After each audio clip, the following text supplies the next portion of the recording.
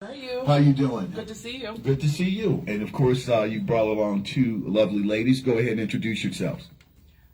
Hi, I'm Dora Walker. I'm the F.A.C.E liaison at Gary Middle School for the Visual and Performing Arts. Oh, exactly. Give yourself a hand. Absolutely. Now go ahead. And of course, this lady needs no introduction if you see her because she's pulling up on you all the time. But go ahead and introduce yourself. Good afternoon, everyone. My name is Miss Foster Millsap. I am the district-wide F.A.C.E coordinator for the Gary Community School Corporation. Well, great to see you. Great to see you, ladies. Thank you very much for coming into the show today. Go back. I'll go to you, Dr. Paige, my partner in crime. What's some of the good news going on in the district right now? Oh man, we're busy getting ready towards the final stretch of school here. Yeah. And all busily preparing for summer school, Yes. and also already preparing for the start of school. Yeah. Which you'll hear about from these lovely ladies here shortly. But lots of going on. We got I Learn testing that's going to be beginning soon. I Read that just ended. We have I Read retest that's going to be happening here in a couple of weeks. Students are Now, what's the retest for? Why is there a retest? So we have 3 out of our 5 elementary schools made significant gains in their iRead scores, which is fabulous. Yes. We have 2 schools then that we still feel like we can make improvement on. Okay, I get you. So we're the state allows you to take it again. Oh. And so we're going to. Nice. And so those students are getting continuing to get more intervention remediation, and then we'll reopen that test for our retest here in the next couple of weeks. Yeah, pretty interesting stuff. You know, I wanted to ask you about this because you and I have been talking on this show for a couple of years, and one of the things that you and even your predecessors were doing were you're always very transparent about the challenges that are going on in public education, and of course, obviously these things can get political, they can get sensitive and things like that, but it was very interesting because somebody sent me an article that was published in the South Bend Tribune yesterday. And of course, the South Bend School District is the largest Michiana district in the entire state. Right. And they have been going through a very contentious board meetings and public forums because I think I got the data here. Like in 17 years, they've lost 1,700 students. In 2018, I think they lost 2,000. I mean, they're losing students at an exponential clip. The property tax caps aren't helping them.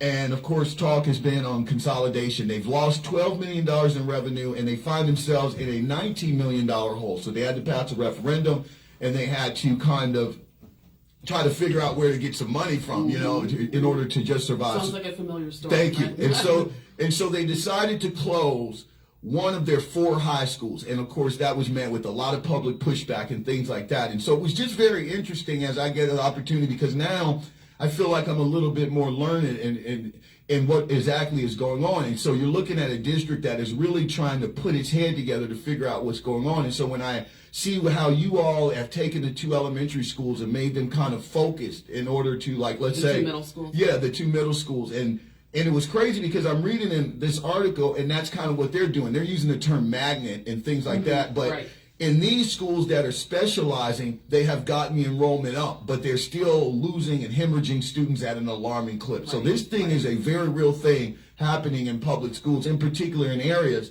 that have had competition introduced into it. I mean, sometimes they don't even know what the phenomenon is. It's not like they're getting overridden by charter schools or something like that. Kids are just they're not enrolling in school. I don't know what's going on, but it just made me think of you. Yeah.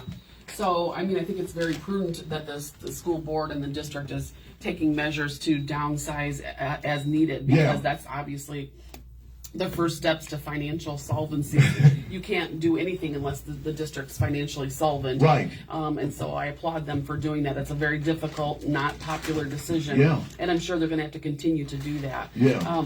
But yes, I would venture to guess that there's definitely some charter schools that have opened in that area there, and I would venture to guess that a lot of them are still doing the same as far as their academic performance and as far as everything else. And I still believe wholeheartedly that the public schools can offer much more services there and here than they can at other districts, other schools. No, I absolutely agree with you. Yeah. It was just... And I did have the opportunity to visit South Bend Schools. Oh, you did? Yeah, I did, and they're working really hard to try to right size the ship and to keep it going and to be solvent. They're doing lots with innovation and as far as their CTE program, they've got a fabulous CTE program. So we did go visit that. So I know that they have some great niches that they're trying to build upon to continue to revitalize that district. Now, what's the state's approach to this? Because obviously these are, public school districts that are kind of having the same problems, that are going on. I mean, what's the, I remember Dr. McCormick, she and we used to talk occasionally when she was here, but I haven't really paid attention much what's going on and what the attitude is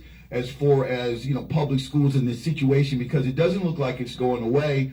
And we know the governor's position on things, but and I hope it doesn't ever happen, but we talked about it on the morning show. It really does seem as if somehow, the federal government did it, and now they're tossing it to the states, and now the states are trying to toss it to the localities of kicking the can of public education down the road. And sooner or later, it's going to become a problem.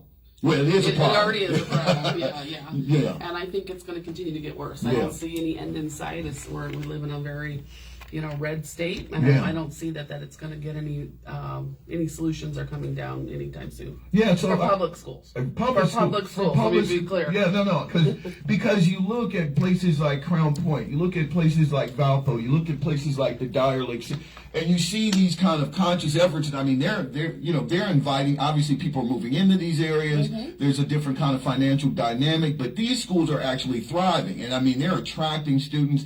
They have, their test scores are kind of high because they're basically kind of feeding their students from the subdivisions that they're creating. And so you're getting, involved parents. And I'm not saying every parent that lives in a $200,000, $300,000 home subdivision is, pushing their kid or their kids are higher performing. But you're just seeing these kind of situations kind of being created as the perfect storm versus some of the traditional urban areas that have been struggling are really they're up against it. You're absolutely correct. Yeah. Which is why we're working so hard to get our parents involved at all the way from preschool all the way through school, so that they can be part of that change agent that we're trying to promote here at the Gary Community Schools. It's going to take all of us, from the parents to the community members to all of our staff, working together so they can understand the importance of education, starting with their little ones. Exactly. They need to be involved, understand what's going on, and know all the opportunities that are being afforded to those students for free, so that they can have all those opportunities once they leave us. So, absolutely. And I'll let the ladies go. They're in charge of all that for us. I'm going to go because I'm going to go down to recruiting and enrollment in just a minute. But I want to talk about our FaceTime liaison. Is this your first time on the show? Yes. It is. Pull your microphone over, please. Once again, introduce yourself to the audience and tell us a little bit about FaceTime liaison, because I've heard that phrase for a number of years and I just try to act like I know what it means. But since I've got you here, you tell me what in fact that is. Okay, my name is Dora Walker. I'm the F.A.C.E liaison at Gary Middle School for Visual and Performing Arts. The F.A.C.E is Family and Community Engagement liaison. That's what we are. So we're out in the community, working with parents and community resources, trying to get information for our parents that makes them better, where they can better be stewards of the scholars, be stewards of our scholars, and as well as information where they can come in, because all our parents have some kind of, they have something that they can bring to the table. Absolutely. And that's why part of our parent camp program, the parents can come in.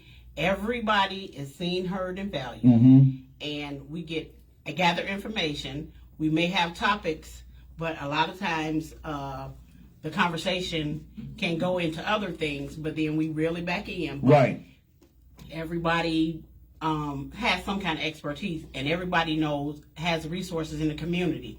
I may know 2 or 3, and then somebody else come in and they had know 2 or 3, and we put it all together, and we have a network that's great for our parents. Now, typically, give me an example of what that looks like, because I know there are some people right now listening, and they've heard the parent camp being discussed on here in previous years and on the previous programs, but, kind of explain what that looks like, because I'm sure that this is kind of a regimented type of program. It's not one of those Q&As in which people can come in there and the whole session is dominated by people talking about what they don't like and all those kind of things. There's some structure to it. So if you can, tell us what you're going to accomplish there. Exactly. We start off with parent camp. We start off with, I'll say a general session. And then after the general session, we can break off into different rooms. Usually, like, we'll have like 4 to 6 rooms with different topics. And you can go in those rooms, and if you start off in a room and you decide that you want to go into another room, you can just get up and leave. It's nothing where you have to stay for 15, 20 minutes or you have to stay in one session. And that way you can get all the knowledge that we have that night. Like, give me an example of a subject, of a working, a workshop. We had, what did we have? We had SEO and mental health. Okay, I see what you're saying. Okay, so as you said, parents can go in there, and at the end of this, I'm sure they're going to feel a little bit more empowered about what, not only understand what's going on in the district, but how to get access to the tools they need to kind of help the scholars and be supportive of the scholars as they matriculate. Now let's get over to our enrollment Nazi. Once again, go over here and recite your name, because you are a legend out in the community. Go ahead. Once again, good afternoon, everyone. My name is Ms. Foster Millsap. I am the district-wide F.A.C.E coordinator for the Gary Community School Corporation. Again, just piggyback off my colleague, what she said, the parent camp is really for parents, by parents. Yeah. Oftentimes, we have meetings and we invite parents to come, but a lot of times they don't get the meat and the potato in the meeting. Right. So what we do is we encourage parents to give us topics to bring to them. See, that yeah, they want that's to what hear, I envision. that we want them to get. We don't want you to come in parent camp the same way. Yeah. We want you to leave different. We want you to leave full, motivated, excited about being a parent of the Gary Community School Corporation. Yeah. We want to give you topics and things that you're concerned about the education of your child. Is my child on track for graduation? Thank you. What does my kindergartner need to enter into kindergarten this year? Yeah. What does my third grader need to know? What do I need to know about iLearn? Right. Because I didn't know about, so I can help my baby be successful. Yeah. Those are the things that we're encouraging parents. It's a dialogue for parents, by parents. We are encouraging parents to encourage other parents. See, that's what I see. I see it as an opportunity for parents to network as well, since they're all going through the experience. Right. We have parents asking questions that another parent may want to know. We have parents that may be afraid to ask questions, but we get those questions from other parents to say, you know, I really wanted to ask that question, but I was afraid. Or some parents think, oh, my question may be dumb. There's no such thing as a dumb question. Right. If you do not know, please come in and ask us. We're talking about mental health because that's what some of our babies are going through. Right. And we're talking about how to be a good parent, how to voice your opinion. We're teaching our parents how to go in and advocate for their children instead of getting a hand and say, I don't have to talk to you today. We're getting them in the building to encourage other parents to be involved in their children's educational. This is a journey that everybody could be a part. Have your grandfathers, your grandmothers, your deacons, your elders, your pastors, whoever. It takes a village. Yeah. And it really Hey, you know we don't quote what's her name here, but anyway, go ahead. So those are some of the dialogues we have at these meetings, and you would be just surprised at how parents are feeling leaving some of these meetings motivated and encouraged. And that's what we want for the incoming school year. We want you to be motivated. We want to know when you come to registration and you register your child for a class at the Gary Community School Corporation, whether it's at Westside, whether it's at the Career Center, whether it's at Banneker, Marquette, any of our schools, we want you to know that once I leave that building and my child is registered, that my baby is going to get the best education. I just feel like you should be out somewhere with a megaphone on the side of the corner. But go ahead, finish. I'm getting ginned up over here. I'm excited about my registration. Yeah, exactly. I'm getting ginned up over here. I want to go rent a kid and enroll in your program. Yeah. When we talk about registration, we have There's to a building be across the excited. I like it. I see what you're saying. No, but I mean, I really get this. I understand exactly what you're going for and what parents can get out of it. Let me ask you this, because I was talking about this a couple of days ago, or maybe it was last week. Are there opportunities with these parent summits and parent camps for? I know every teacher and every administrator, is not available to come there, and it's really not built for that kind of forum. But is there opportunities for the teachers to kind of convey to parents what is expected of the children, because sometimes we're starting to see in a lot of these situations there's a gap in communication. Things get lost in translation. I mean, we're seeing some horrible videos. I'm sure you know what I'm talking about. That go around on social media, in which it appears some scholars, and it's only one or two, but they come to school not prepared to learn, and it disrupts the whole day. We hear about these, these pranks, these bombs, just all those kind of things. Are there opportunities for teachers to make it clear to parents what they expect?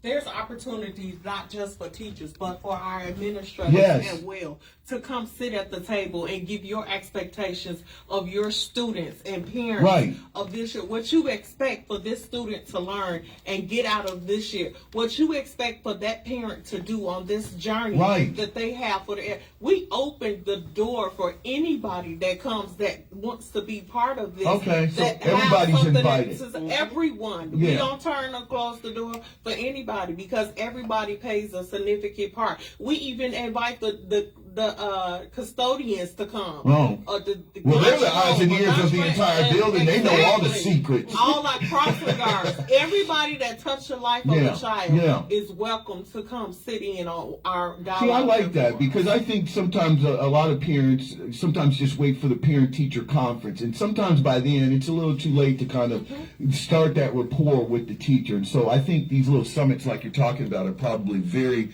appropriate ways to kind of build that relationship. Now let's get into your real meat and potatoes, and that is how you go around and you basically stalk people for enrollment. No, you don't stalk, but you will come to them and you will enroll a student on the side of the road. Yes, you will. We will definitely. This year, I'm glad I get the opportunity. But this year we are we have kindergarten registration this Saturday from 9 to 12. The schools are open for parents to come in on a Saturday, because parents, we know Monday through Friday you're busy, you have to work. So Saturday the buildings are open. We're there. The secretaries are there waiting for you. How come you don't count the kindergarten roundup anymore? That was more fun. I like that. We still have the roundup, but we just want to give everybody a chance to come into the building on this Saturday from 9 to 12 to come in. And don't forget to bring your documents, your shop records, your birth certificates, your proof of residency, your ID or your state ID. That's this Saturday. And we also have coming up, guess what, parents? We also have our registration as we have every July. But this time we're going to do it in June. So June 1st, we have it from 12 to 6 p.m. And on June 2nd, we have it from 9 to 3, and it's going to be held right here at the Gary Area Career Center. So we're giving you an opportunity to come get your seat. The seats are hot and they're leaving fast. Yes, they are. So you got to come on in and get your child registered for school, because you don't want to miss out on getting a great education from the Gary Community School Corporation. Well, we are back in business, and our children are our first priority. Do you have a hot spot in your car so you can ride around with your computer and register? I do. I know you do. I just knew you did. Yes, I knew you did. But and a copier machine. So no excuse. She's not lying. I know she's not making that up. She's not making that up. She's ready to go. I'm ready. You can meet them where they are. Yes, we I will like be. that. And she dragged me along. And this summer we will be going out to the parents. Right. We will be in the Concord centers and the grocery stores. So we will be seriously meeting you where you are. It doesn't matter where you are. It could be raining stuff. We got a big old blue tent. Find the blue tent, and you will find Gary Schools. All right, I'm definitely ginned up for that. Dr. Paige, you brought the soldiers out today, didn't you?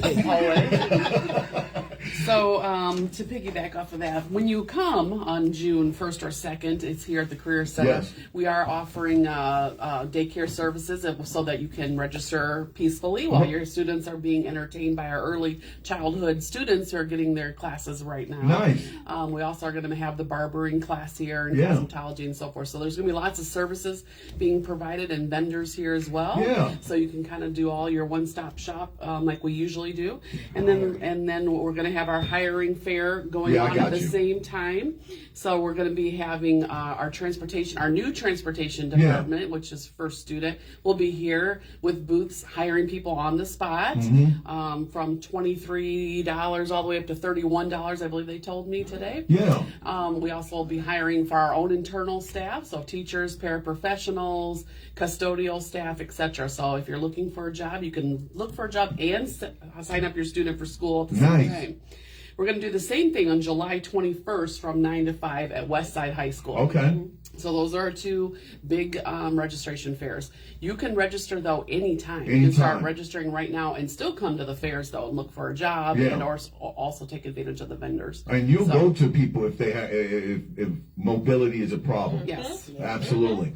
So we are in, here we are already, April 18th. It just seems like the year is flying by. We are in the last leg. We were just talking about this of the academic school year. Spring break is over, and now it's about hunkering down, trying to get to the finish line. So as you were talking about, iLearn is coming up. What are some other important, it started today, didn't it? Because I was actually supposed to have somebody come over and talk about the 21st century, the 21st, what is it, the century program, or what's the next? Scholar program, right. And they were waiting Let's be clear. I know. They were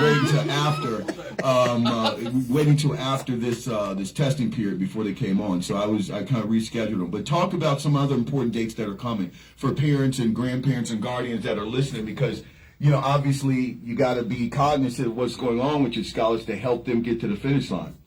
Because credits are everything. Right. So I know we've got a couple more dates for the FAFSA for the students who still need to do that. We've had several already, but if you're just decided you want to go, that's okay. Yes. We've come down to the guidance counselor's office because I know they have a couple more dates that they'll help you fill out your FAFSA at the high school.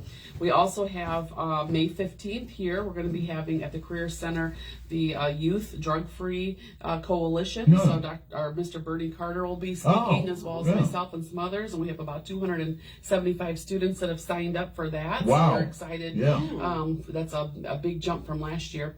We also have next Tuesday, Boeing is going to be honoring 8 of our students, 8 out of 8 who are graduating from our aviation program, getting their pilot's license. Wow. Like I said, to get 8 out of 8 that are coming from our career technical God bless education them. program. Yeah, so we're very, very excited about that. We are also having our next public forum, talking about trying to get people continuously involved, and that will be April 25th at GPA at 5 o'clock. And we do that once a month, and trying to move that around from school to school so that parents have an opportunity to go to their home neighboring school and hear about what's happening not only at their home school but around the district, and get questions answered and talk about data, and talk about what next steps are happening in the district and all that type of stuff. So there's all sorts of things that are happening.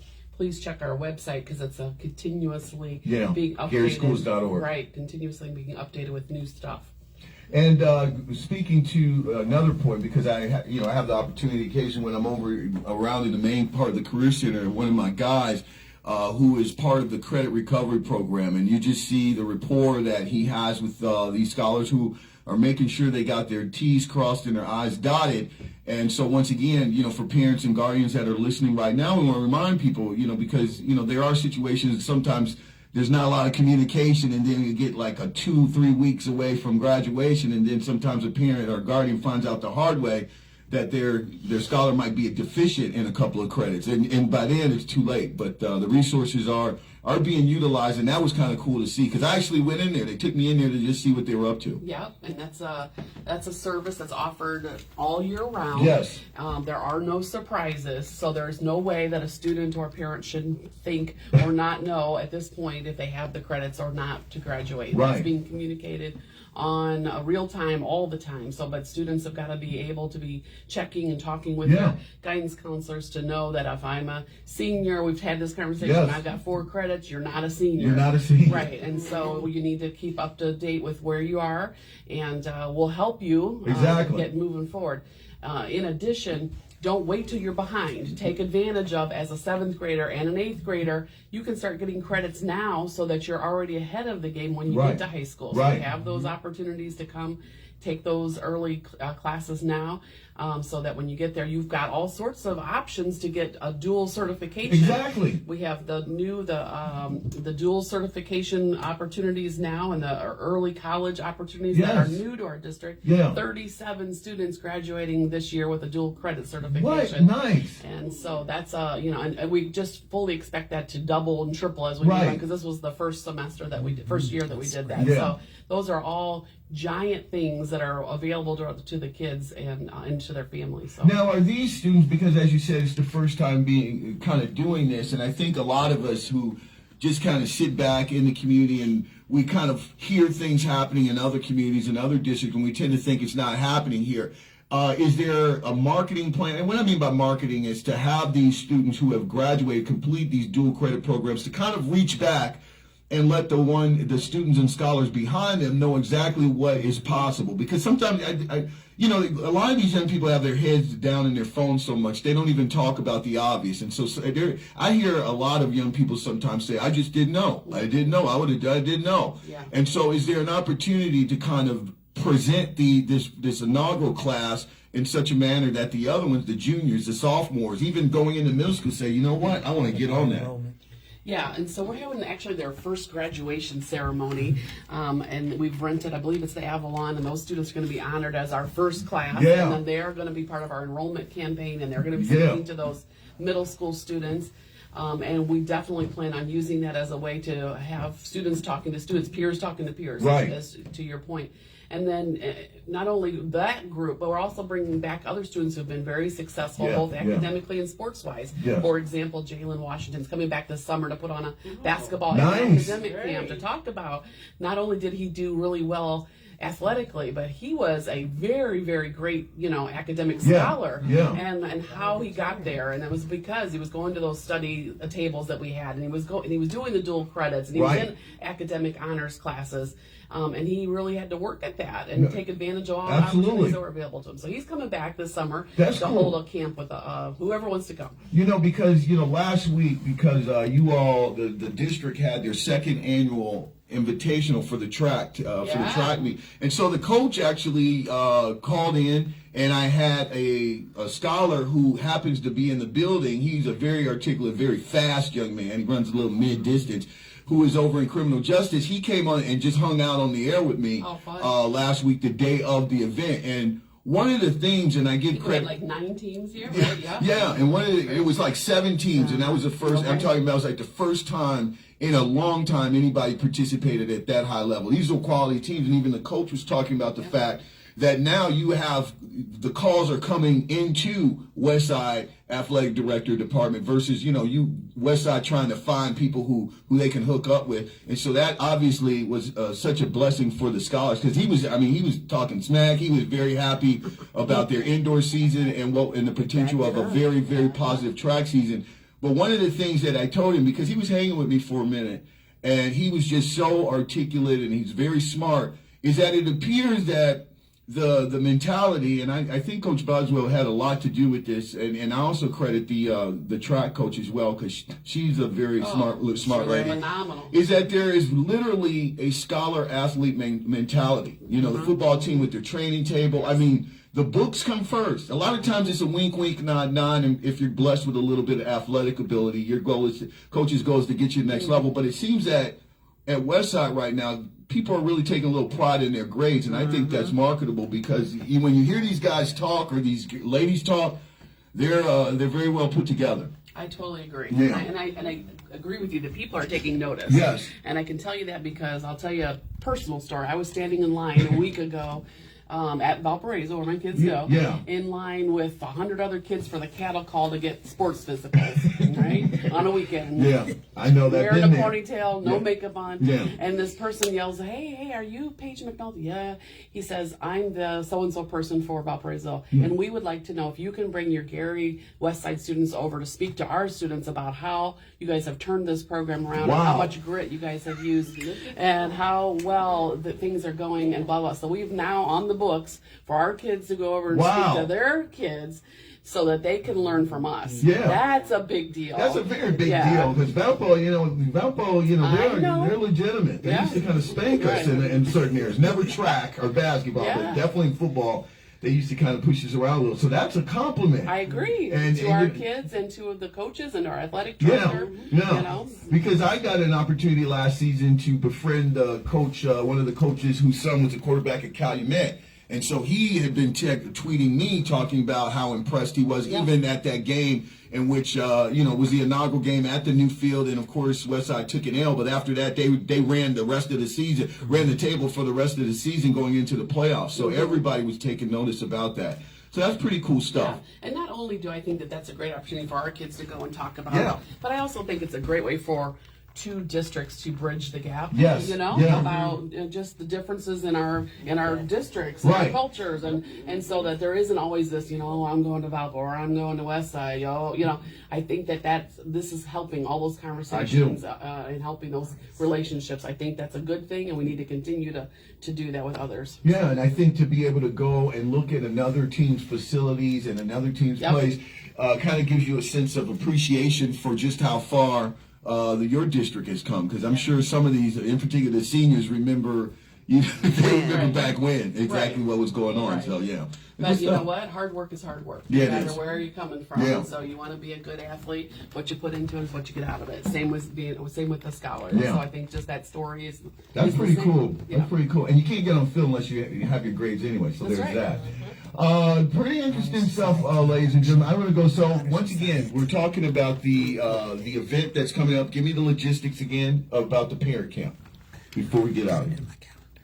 Well, we have our registration for kindergarten registration. Yes. We have that this Saturday. It is from 9 to 12 noon. That's the 22nd. That's right. We're encouraging our parents to come. We're opening our doors for you on Saturday. Give you an opportunity to come in and register your little kindergarten, because you never know what you're raising. Your next doctor, lawyer, whomever it may be. Bring them on in. And again, piggyback off Dr. McNulty, June 1st and 2nd. Here at the Gary Area Career Center, our district-wide registration. Sign them up, parents. You don't want your child to miss your seat. They're going fast. Yes. Have you talked, and when you're out there on the recruitment trail, do you also talk about the wonderful programming going on at the CT program? Is that part of the package that there's, because it seems, and I'm not just saying this because I'm being a homer, and I get an opportunity to see it up close and personal. But I really do. I really have noticed an uptick in conversation about this. I didn't even pay attention to, obviously, the Career Center when I was going to school. And that's kind of my fault, because the narrative was always that the Career Center was somewhat an alternative school for people who, quote, going into the trades. And that's not a bad word, because I know a lot of classmates have a house a lot bigger than I do, and have sent their kids into college, and they're doing quite well for themselves. And you get in where you fit in this life. So now though that you're starting to see a more skills-based economy, that's what we're starting to hear across the board. The markets are even speaking to it. It seems to me that districts that have already have these vocational or quote CT programs are really becoming more attractive to parents who are shopping around for the best opportunity and pathways for their kids. Because you don't just have to stop there. You can still go on to university. Yeah. So we do. That's the one reason why we are encouraging a lot of activities here at the Career Center. Yeah. Because we want to give the parents an opportunity to have that tour, to see what the Career Center is offering. Because the Career Center is coming back, whether you know it or not. Yeah. It's on the rise. It's coming back. So we want our parents and our students to know what these students are doing here, like the auto shop. The cosmetology and the daycare and the criminal justice classes. We want our parents to know what the Career Center has offered. It may look dead to you driving down, but once you enter into this building to see what great students we have right here in the Gary Community School Corporation, it will open your eyes to see this is a great educational institution. You know how many cars they have over in Mr. Martinez's auto garage? I mean, I actually watched some students, and I think there might be about 8 to 10 in there. I watched some students put a door on a Lexus. I mean, they're doing stuff like that over there. I mean, and so now people are, every time I turn around, there's somebody hemming up Mr. Martinez for something that they got going on over there. Changes. Oh my God. Oil changes. I got my car oil changes. Yeah, so yeah. It come on, bring them. And I've already told you, I talked to Dr. Paige about what's going on with the cosmetology department. We've just got, I just had Mrs. C put some a new ad on here, a new drop, and she's talking about inviting the public over to even get some discounted hair care and things like that. And so there's so many opportunities and reasons for the community to kind of interact with it, whether you have a scholar or not, and you can in the process see what's going on. Yeah, good stuff, Dr. Paige. EMS, police cadet, firefighter cadet. Yeah, the police department's excited. I can tell you, I've talked to them. Yeah, we are too. So some good stuff happening. So you went down a nice little list of all things that we should be paying attention to. We got the Honor Society induction. I forgot that on the 27th at 9 o'clock. So that's a big deal. We've got a bunch of kids being inducted into that this year. So I'm trying to say the Community Healthcare Network has with Dr. Seabrook. We've been working diligently on that. And I know that she and her group are planning to start the build out this summer. Nice. So we are hopeful to have that clinic up and running in August for our staff and students over at Westside. Yeah. So we've got a couple more seats left in our Trek 10 program that I've talked with the community about. That's the cybersecurity career track that you could take. It's a wonderful opportunity to leave with a paid endorsement that will get you a job immediately. Yeah. I do believe that they told me that the last group that graduated, not from from the bigger cohort, all left with $55,000 out the door. Yeah. So, and we're paying for that summer class and next year. So students, if you're interested, there's some seats left in that. Yeah. So I'm just sending out the PR request for that. Now, lastly, what about the teacher situation? Because, nationally, there is a teacher shortage. And I was talking with somebody personally who is really thinking about leaving it. They are in a completely different city, in a completely different atmosphere. But we are seeing that. And I know you have been putting the clarion call out there that not only can people within the district, the paraprofessionals and others kind of get onto the track to become one of the world's greatest professions. You, in fact, will foot the bill if they do that. So how's that looking? Yeah, so we are always looking to hire again. So we're looking for great, enthusiastic, positive people who want to be change agents in young people's lives. We're looking for paraprofessionals, we're looking for teachers, and we're looking for teachers at all levels, both special education and regular ed, because every school year, every district, not just us, you have people that leave because they're getting married or having babies or whatever. And so, retiring, exactly. And so you're just always needing to replace that. When you have 1,000 staff, which is what we have approximately at Gary, you're always going to have a churn of staff members, but we're looking for dynamic, again, energized people who want to be part of this change agent train with us. And we've been able to recruit some fantastic people. We've hired probably 50 teachers since I've started here and paid for their certification through IUN and Purdue Cal. And we'll continue to do so. We just started the paraprofessional track as well. So if you're a paraprofessional, which is a teacher's assistant, and you want to become a teacher, we'll pay for you to get your bachelor's degree. How does one become a paraprofessional? You have to have a high school diploma and you have to pass the state, it's called a praxis test. And again, we'll help you do that too. We have tutorial sessions and we pay for that through our district, through IUN, and we'll help you in that process. We'll help you get signed up with the paperwork, the whole thing from A to Z. You just have to come in and meet with us at the HR department. One thing, and I get to see these guys up close and personal, but another shout out to one of the things that you do, and that is your IT department. It is completely farmed. I mean, these are, you wouldn't know it to just because they're young men and they're just and you're just looking at them, but I've gotten to know them very up close and personal, and we've worked on some very complex stuff that is well above my pay grade, but they got hired here, and I mean this was an opportunity for them. They like what they're doing, and the main thing about it is they're constantly challenging themselves and learning, because there's some serious upgrades that are going on, not just here, but I watch them and what they were doing when the fiber optic crew was coming through, and a couple of the guys were part of like the team leaders of helping this thing go, and I just look at how young they are. And I'm just like, wow, that's what's going on. So, another shout out. They finished the Career Center, now they're going to be starting at Westside. So they start literally the day after school starts. They're like chomping at the bit for us to be done, because they have to lay miles and miles and miles of new fiber at the at Westside. So they're going to do one floor at a time. So we'll have summer school on the first floor for the first session, and then for second session they'll move upstairs, and so we'll just move move up and down. But it's going to be wonderful for our district because we'll have all new, brand new fiber, quick, up to date. That's all I can tell you. It's done by internet. Listen, I'm just sitting here nodding my head. I'm just like, new fiber. Yeah, exactly. But no, I wanted to give those guys a shout. We very much appreciate all they're doing. They're doing a fantastic job. They are, and it's crazy because it's such a big district, and I don't think people just listening appreciate that, because I'll see Vince or I'll see some of the guys, and one of the guys who comes here, he and I have this little thing going with Miss Felicia where we try to be the first ones here. He's always, Miss Felicia's here. She has to be sleeping here, but he gets here no later than 5:30 or something, and then I'm come crawling in after that. But they're all over the place, and during spring break to see them kind of come, and they're hitting West Side, and they're taking advantage of the schools being vacant.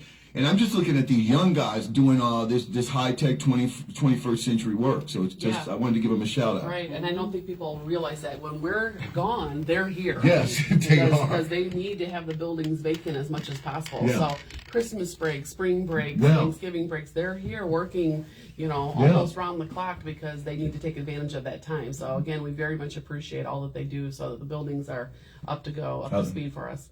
Absolutely. Good stuff, ladies. And of course, quality information. And, I'm sure parents and just the community appreciates the efforts, and you're putting the information out there. I know I appreciate you taking time out of your busy day, because I know it's a lot of stuff going on as you all are trying to get to the home stretch. And so we appreciate you dropping by the podcast. So thank you. Thank you. Appreciate it. for having us. All right. There you go. We're going to turn it over to